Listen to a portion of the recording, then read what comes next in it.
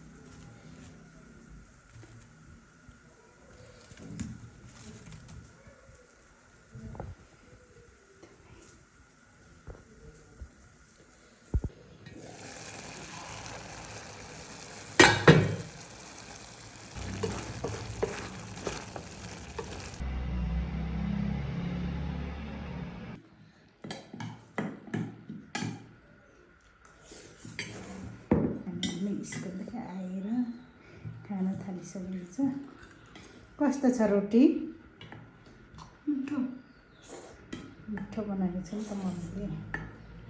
खै भाइ खानु नमिठो लाग्यो क्या? चुकन्दरको जुस कोल्ड ड्रिङ्कहरू खानुभन्दा चाहिँ यस्तो खानु एकदमै उचित हुन्छ। कोल्ड ड्रिङ्कले हाम्रो स्वास्थ्यलाई एकदमै हानि पुर्याएको, त्यही भएर कोल्ड ड्रिङ्क चाहिँ हामी खाँदैनौँ। काँक्रा कचर पनि छ। भाइजन एकदमै भोक खाएछ। नम्बरले खाएकै छ, मेरो चाहिँ खाएको यहाँ छ। साथीहरू हामी चाहिँ खायौँ। तपाईँहरू पनि मिठो बनाएर खानुहोस् सेलरोटी।